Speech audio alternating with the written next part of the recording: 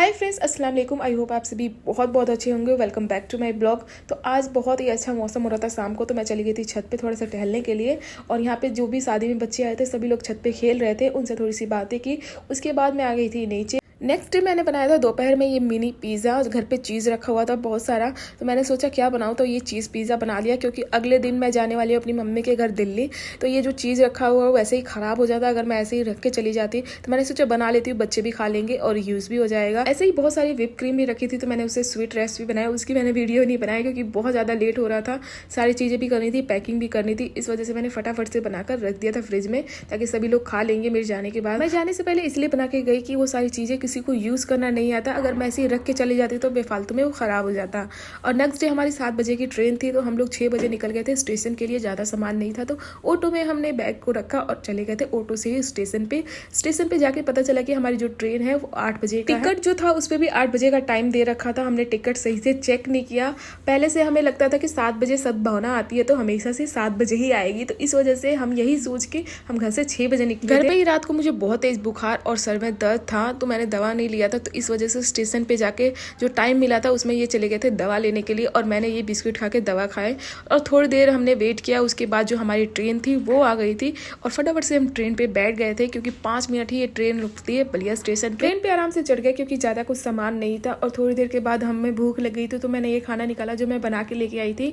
सुबह मैं 5:30 बजे उठी थी और आधे घंटे में मैंने ये सारी चीज़ें बनाई। मुझे तो विश्वास ही नहीं हुआ, फटाफट से मैं बना रही थी क्योंकि 6 बजे हमें घर से भी निकलना था। तो मैंने सत्तू की लिट्टी और ये मीठे वाले खस्ते बनाए थे, और उसके साथ मैंने आम का अचार और थोड़ी सी मिर्च का अचार रखा हुआ था, वो हमने खाया। खाने के बाद थोड़ी देर हमने आराम किया।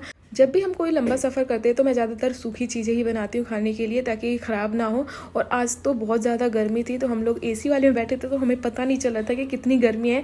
लेकिन जैसे ही स्टेशन पे ट्रेन रुकती थी, थोड़ी देर बाहर निकल के देखो बहुत ज़्यादा गर्मी थी। और यहाँ पे बैठ के हम बाहर का नज़ारा देख रहे थे। अगर 2 दिन का सफ़र होता है तो ट्रेन पर बैठे बैठे मन उब जाता है। ऐसा लगता है कि कब ट्रेन रुके और कब हमारा स्टेशन आ जाए और कब हम उतर के चले जाए अपने घर। और थोड़ी देर के बाद यहाँ पे लखनऊ में जो गाड़ी थी वो रुक गई थी, और यहाँ पे काफ़ी देर तक रुकी थी, क्योंकि छोटे छोटे स्टेशन में बस थोड़ी देर तक रुकी थी। इस वजह से मुझे लगता है कि यहाँ पे ज़्यादा देर तक रुकी थी। और ये बड़ा स्टेशन भी है। दिन में मैं काफ़ी देर तक सोई थी, इस वजह से जो मेरी आंखें वो सूजी हुई है। और यहाँ से जब गाड़ी चली तो रात में रुकी थी एक अंधेरे स्टेशन पे, मतलब कि डरावना स्टेशन लग रहा था। यहाँ पे लाइटें कम थी, मतलब स्टेशन जैसा लग नहीं रहा था कि यहाँ पे भीड़ भड़का नहीं थी, बस 1-2 जने बैठे हुए थे और हवाएं चल रही थी। रात के समय हवा चल रही थी, ठंडा मौसम हो रखा था। यहाँ से जब ट्रेन चालू हुई तो सीधा जाके हमारे स्टेशन पे 5 बजे रुकी। और मैं सोई हुई थी, तो ये मुझे उठा रहे थे कि उठो हमारा नहीं आ गया। मुझे तो यकीन ही नहीं हो रहा था, ये अपने टाइम पे बिल्कुल हमें छोड़ दिया। नहीं तो ये जो ट्रेन पे हम बैठे थे ना, हमेशा 7 घंटा 8 घंटा लेट जाती है। हमें लग रहा था कि दोपहर हो जाएगा घर जाते जाते। तो हम ट्रेन से उतर गए और चले गए थे मेट्रो स्टेशन पे। और मेट्रो स्टेशन पे जाके पता चला कि मेट्रो स्टेशन का गेट बंद है। तो फिर हम यहाँ पे थोड़ी देर वेट किए। बहुत सारे लोग मेट्रो स्टेशन पे वेट कर रहे थे कब मेट्रो का गेट खुलेगा। 6 बजे मेट्रो का गेट खुल जाता है। और वहाँ पे भीड़ इसलिए थी मेट्रो स्टेशन पे क्योंकि जो भी ट्रेन से सफ़र कर रहे थे सभी लोग चाहते थे कि मेट्रो से जाए, क्योंकि उसमें एसी भी होता है और आराम से पहुंच भी जाते हैं। तो मेट्रो का गेट जैसे ही खुला हमने टिकट लिया और वहां से निकल गए थे हम बस स्टैंड के लिए। मेट्रो स्टेशन से हमारा जो बस स्टैंड था वो काफ़ी दूर था, इस वजह से हमने सोचा कि मेट्रो ठीक रहेगा, क्योंकि बहुत ज़्यादा गर्मी भी थी और अंदर मेट्रो में पता भी नहीं चलेगा कि हम कितना लंबा सफ़र तय कर रहे हैं। तो हम इसलिए मेट्रो किए और वहाँ से पहुँच गए थे सीधा बस स्टैंड। और वहाँ से हमने ऑटो किया बस स्टैंड से, और 2 ऑटो हमें चेंज करना पड़ा और सीधा हम पहुँच गए थे घर पे। मम्मी के यहाँ पे जा रही थी। मैं बहुत ज़्यादा खुश और बहुत ज़्यादा एक्साइटेड थी सभी से मिलने के लिए। और वहाँ जाने के बाद बिना नहाए धोए मुझे तो खाने का मन ही नहीं करता, तो जाके नहा धो के हमने नाश्ता किया। उसके बाद थोड़ी देर आराम किया और उसके बाद सभी से बातें की। और यहाँ पे देखिए कितना सारा नाश्ता रखा हुआ था मम्मी ने।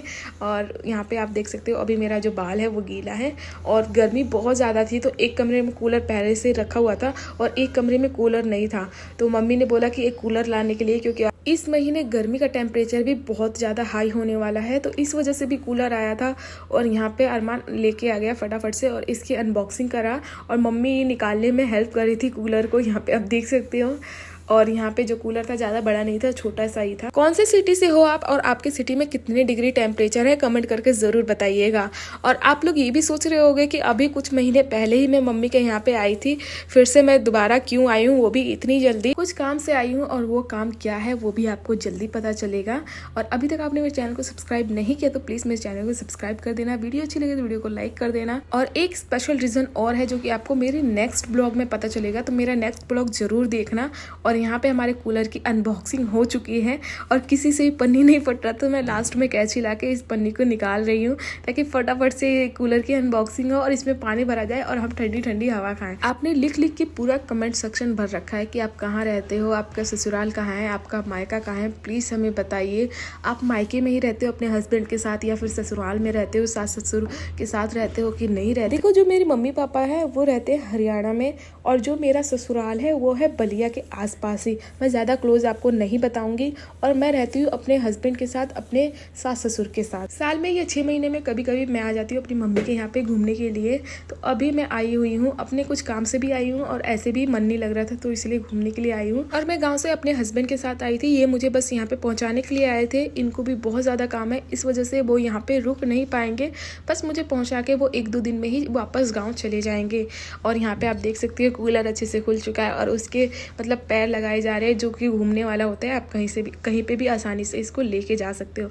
और लास्ट इसमें पानी भरा गया, उसके बाद कूलर चालू किया हमने। और इसमें से शुरू में तो उतना ठंडा हवा नहीं आ रहा था क्योंकि इसके अंदर जो घास लगा होता है, जब तक वो पूरा गीला नहीं हो जाता पानी से तब तक वो ठंडा हवा नहीं देता। और मैं यहाँ पे पानी चेक कर रही थी कब ये फुल भरेगा और फाइनली फुल भर गया था। उसके बाद हमने कूलर ऑन किया और ठंडी ठंडी हवा आ रही थी। सभी लोग यहाँ पे बैठ के देख रहे थे कि कैसा कूलर चल रहा है। और यहाँ मैं तो कूलर के सामने ही बैठ गई थी कि सारा हवा मुझे ही लगे। आप लोग सोच रहे होंगे कि मैंने पहली बार कूलर देखा है, लेकिन कुछ भी नई चीज़ घर में आती है तो बहुत ज़्यादा एक्साइटमेंट होता है। और शाम को मेरे पैर में चोट लग गई थी, बहुत ज़्यादा दर्द हो रहा था, तो इन्होंने हल्का जो सरसों का तेल होता है वो गर्म करके मेरे पैरों में लगाया था ताकि इससे थोड़ा सा आराम मिले। और सना हंस रही थी।